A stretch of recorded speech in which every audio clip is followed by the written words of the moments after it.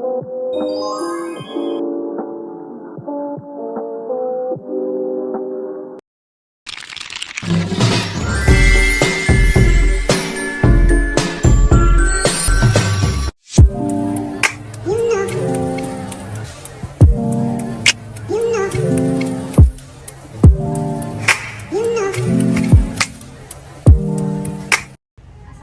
warahmatullahi wabarakatuh.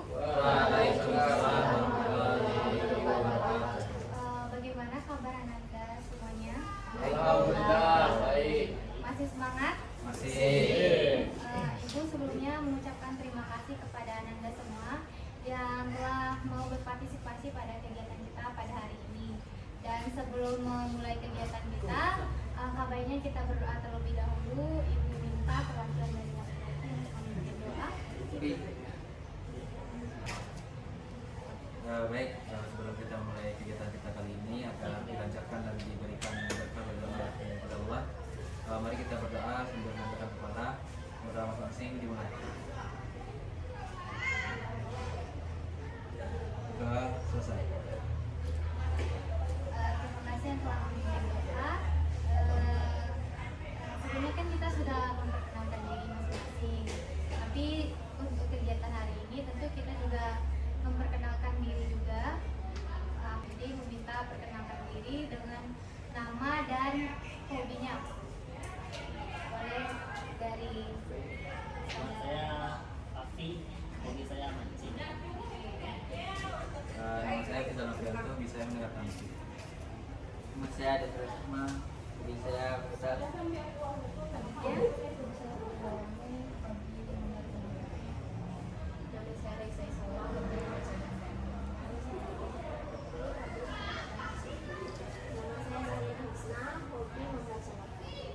Nama saya Viola Citra Wardani, hobi mendengarkan musik. Nama saya Sarah Sofeni Masjid, hobi. Namanya? Saya membuat siksa, hobi bola. Oke. Baik, kita berarti sudah saling mengenal ya satu sama lain. Jadi sebelum kita melanjutkan kegiatan selanjutnya, ke tahap selanjutnya, kita ice breaking dulu. Ice breakingnya tuh yang simpel saja, itu tepuk pagi, siang dan malam. Jadi tepuk pagi itu 1, tepuk siang itu 2, tepuk malam itu nggak bersuara, jadi setengah saja. Harus konsentrasi ikut instruksi dari ibu ya.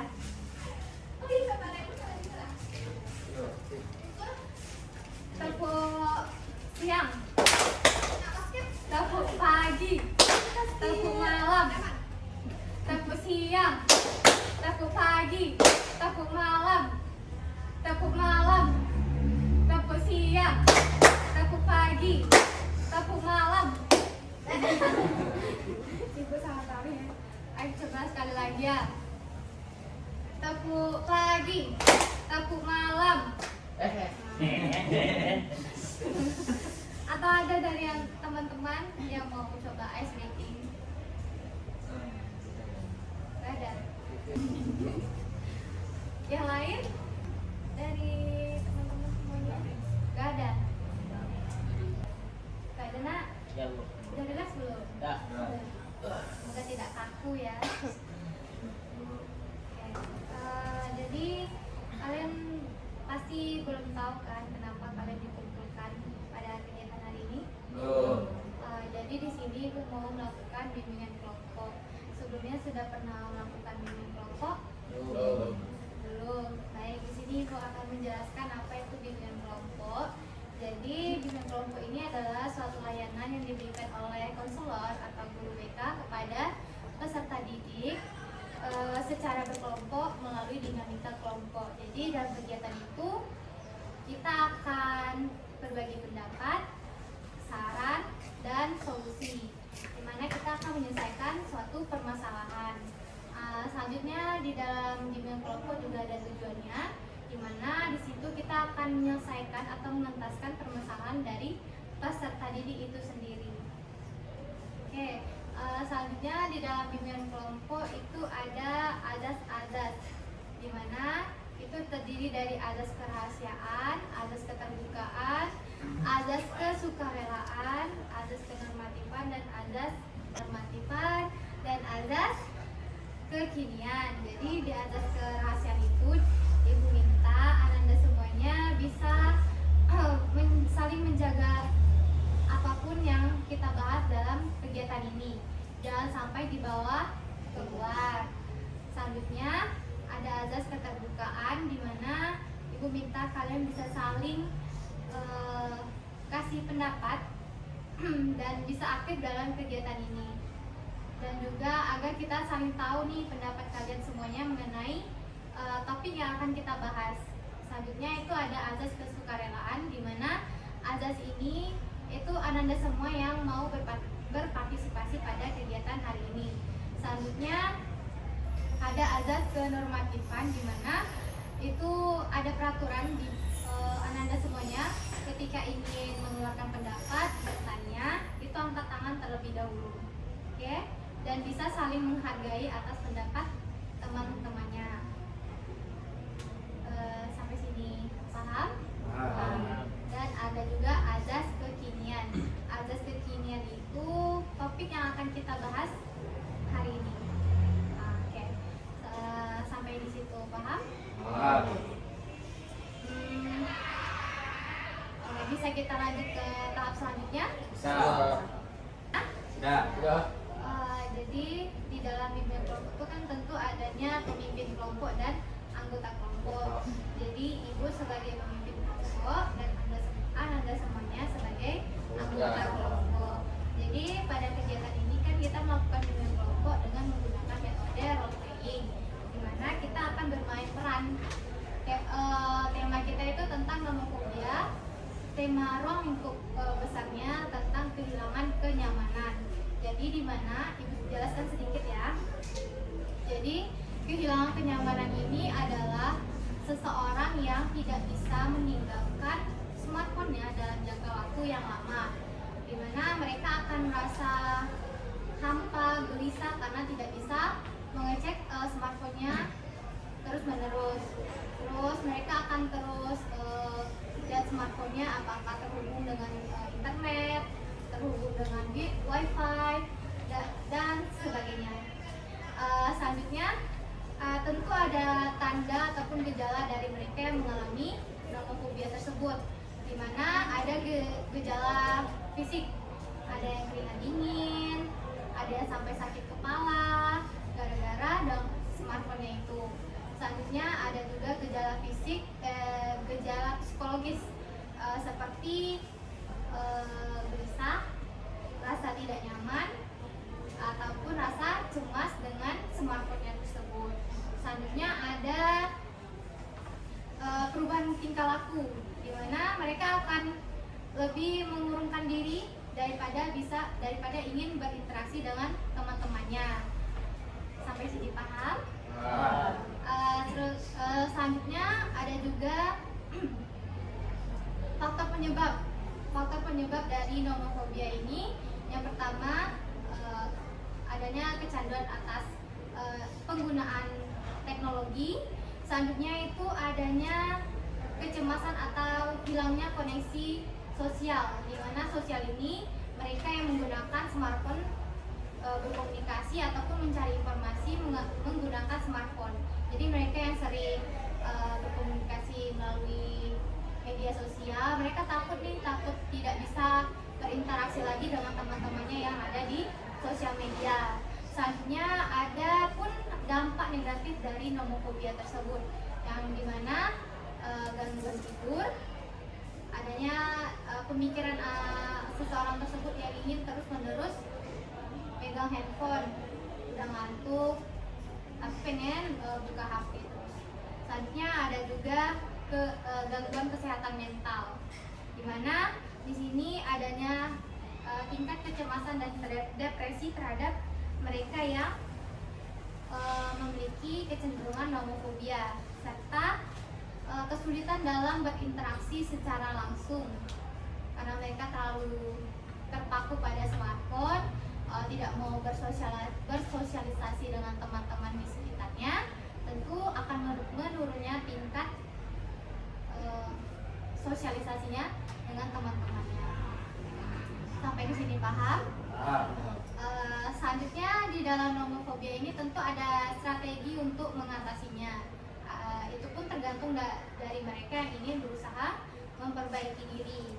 Yang pertama tentunya ada detox penggunaan ponsel, mengurangi tingkat penggunaan ponsel, di mana kita harus mengatur jadwal penggunaan ponsel setiap harinya dari pagi sampai malam megang HP, terus bisa kita kurangi dengan melakukan kegiatan offline seperti kalau di sekolah kan ikut ekskul, ikut kegiatan yang bermanfaat yang bisa langsung berinteraksi dengan teman-teman di sekitar. Selanjutnya juga ada teknik relaksasi atau meditasi untuk menenangkan tingkat kecemasan ataupun rasa ketakutan kita tentang smartphone itu sendiri. Sampai di sini paham? Baik. Di sini kan kita akan melakukan teknik role playing atau metode role playing atau bermain peran. Jadi Ibu akan kasih Ananda semuanya skenario, di mana dalam skenario itu kalian akan memainkan beberapa peran. Dan Ibu minta Ananda semuanya bisa aktif ataupun bisa memahami dari karakter yang akan kalian Ananda mainkan. Misalnya seperti ini kan judul kita itu tentang kehilangan kenyamanan di sekolah. Nah, itu ada 8 tokoh. Yang pertama itu ada Rani, Andi, Budi, Siti, Pak Wahyu, Bu Lina, Dina, dan Tony. Di situ mereka memiliki karakter yang berbeda. Ada yang selalu bergantung pada ponsel, terus ada seseorang itu juga penggemar teknologi. Selanjutnya ada seseorang yang suka aktivitas di luar ruangan. Juga ada yang bisa membantu teman-temannya untuk mengatasi nomofobia tersebut. Serta ada guru dan guru konselor yang akan memberi saran dan bantuan kepada yang memiliki nomofobia tersebut. Tentu di dalam skenario ini ataupun bermain peran ini ada pesan moral yang bisa kita petik. Jadi Ibu minta nanti Ananda bisa memahami dan memaknai setiap peran yang Ananda mainkan. Sampai di sini paham? Oke. Terima kasih ya.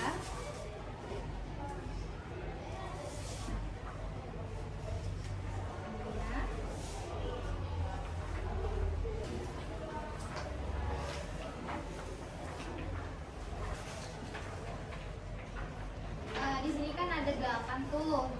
Kira-kira yang mau jadi Rani siapa? Ada? Oke. Yang jadi Andi?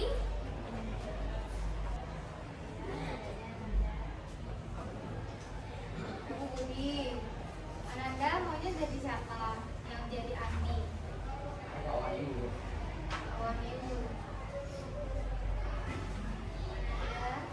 Jadi siapa? Dari kamar. Oke.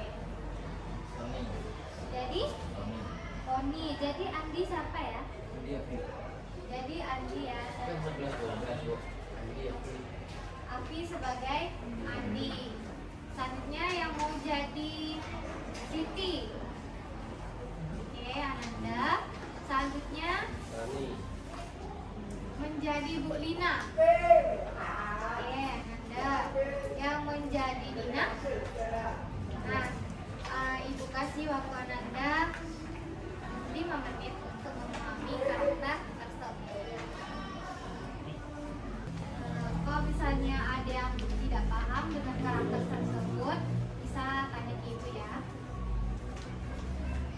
Babak pertama itu ada kehidupan sehari-hari, adegannya di kelas 1, di kantin 1. Terus juga ada babak 2 krisis, di mana ada insiden kehilangan ponsel, sama ada di ruangan konselor. Selanjutnya di babak ketiga itu proses penyembuhan, saran dari temannya, terus aktivitas baru, serta ada babak 4 penyelesaian. Itu ada diskusi kelas, serta ada kesimpulan. Semoga kita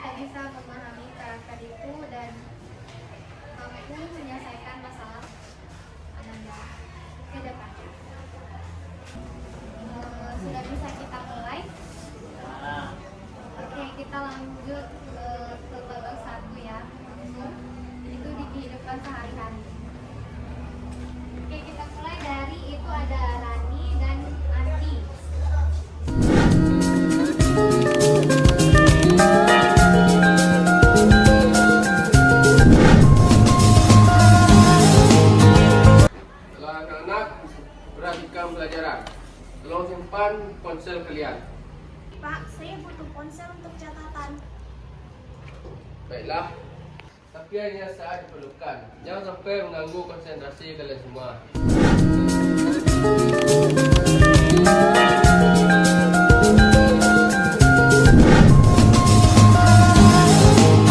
Hey, kamu selalu dengan ponselmu, kenapa nggak kita ngobrol langsung aja? Aku merasa lebih nyaman dengan ponsel. Tanpa ini, aku merasa aneh.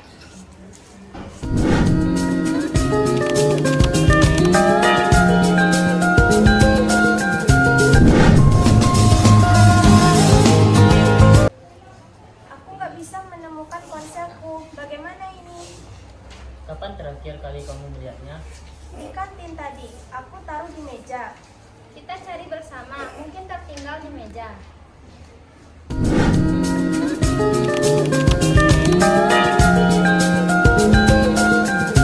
Aku tidak melihatnya di sini. Mungkin ada yang menemukannya dan menyerahkan ke guru.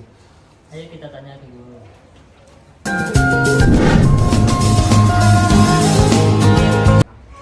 Ada bisa saya bantu anak-anak? Pak, saya kehilangan ponsel. Ada yang menyerahkan ponsel yang ditemukan? Sepertinya belum ada yang menyerahkan. Kita coba tanyakan ke bagian informasi sekolah.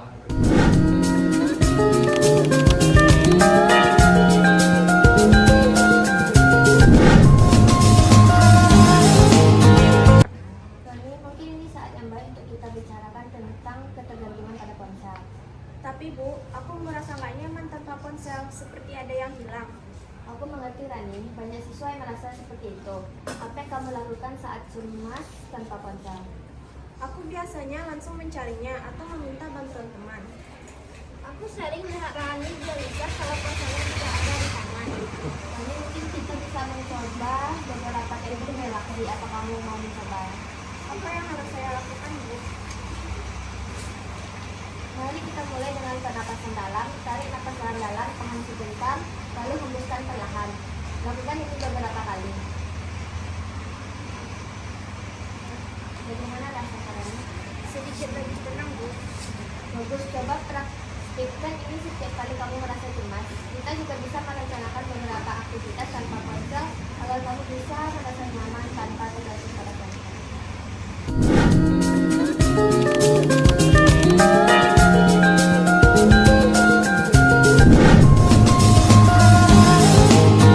Aku juga seperti kamu, Rani, tapi aku mulai mencoba aktivitas tanpa ponsel dan ternyata itu menyenangkan. Mungkin kita bisa mulai dengan hal kecil. Bagaimana kalau kita ke perpustakaan bersama?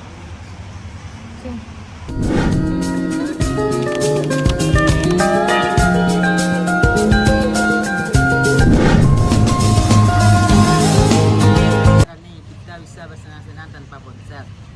Aku mulai merasa lebih baik.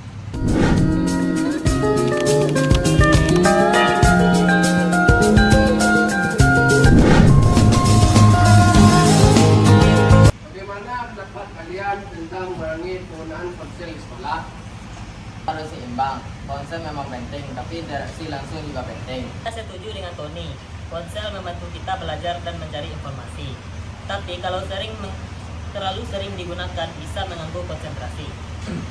Saya lebih suka aktivitas di luar ruangan. Tanpa ponsel kita bisa lebih banyak berinteraksi dan bermain bersama. Rani, pengalamanmu bisa menjadi pelajaran bagi kita semua. Mari kita coba aturan ini selama 1 minggu dan lihat bagaimana hasilnya. Setuju? Setuju.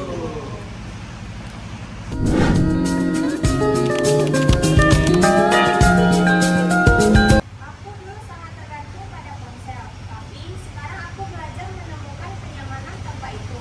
Terima kasih teman-teman atas dukungannya. Aku senang melihat perubahanmu, Rani. Kita semua mendukungmu. Benar Rani, kita bisa saling membantu untuk mengurangi ketergantungan pada ponsel. Terima kasih sudah berbagi anak-anak. Mari kita dukung satu sama lain dalam proses ini. Ingat, teknologi penting, tapi hubungan sosial juga tak kalah penting. Akan terus mendampingi kalian. Jika ada merasa kesulitan, jangan ragu untuk datang dan berbicara.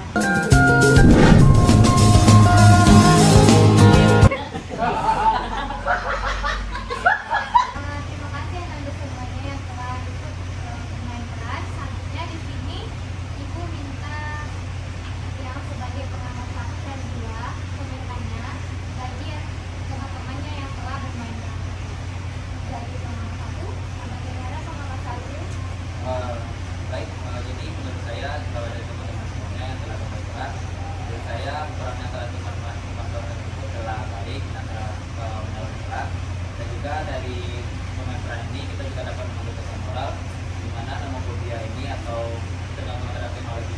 kita atasi dengan melakukan hubungan sosial atau melakukan interaksi antar sesama.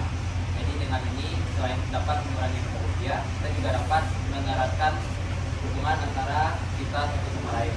Jadi ini dapat menjadi suatu hal yang positif dan dapat kita kembangkan dan dapat kita lanjutkan untuk seterusnya. Ya. Terima kasih pengalaman 1. Selanjutnya pengalaman 2 bagaimana? Kalau menurut saya peran yang sudah dikenal oleh teman-teman sudah cukup bagus dan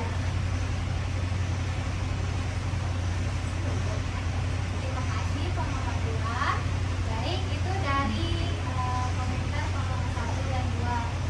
Sekarang Ibu mau tahu nih kesannya yang sudah bermain peran, bagaimana rasanya setelah bermain peran?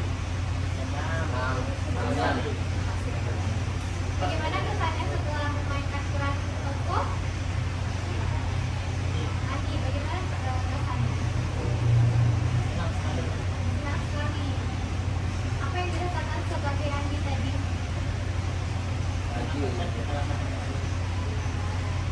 Kalau sama seperti Andi. Kalau di Dimas bagaimana? Hah? Oh ya, Sahadan bagaimana? Sama. Jadi pengalaman baru ya. Kalau Ihsan bagaimana? Sama-sama kenal sebagai kawan dulu. Dan bisa berbagi dan membantu sesama. Selanjutnya sebagai Rani, bagaimana kesannya? Nah, kira-kira bisa nggak dari Rani itu kita bisa terapkan bahwa penggunaan smartphone itu tidak harus ya bergantung pada smartphone gitu. Kita bisa berinteraksi dengan teman-teman di sekeliling. Selanjutnya tadi Ananda sebagai gurunya, bagaimana rasanya sebagai guru? Senang?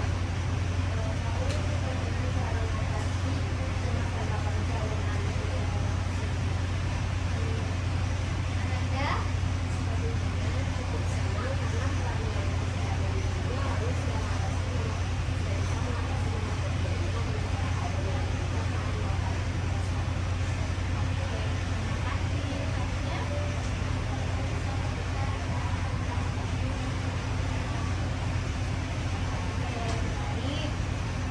Di sini kan kita sudah bermain peran. Nah, sekarang ibu pengen deh dengar pengalaman Ananda semuanya mengenai topik yang kita bahas hari ini. Kira-kira ada tidak pengalaman yang Ananda rasakan sebelumnya tentang topik yang kita bahas hari ini? Ada pengalaman?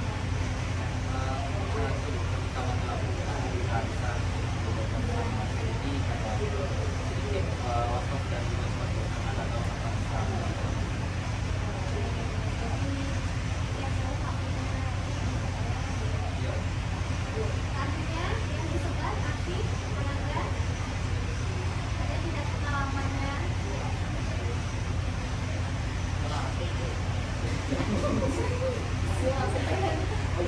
Oh iya ya, maaf ibu. Aktif bagaimana?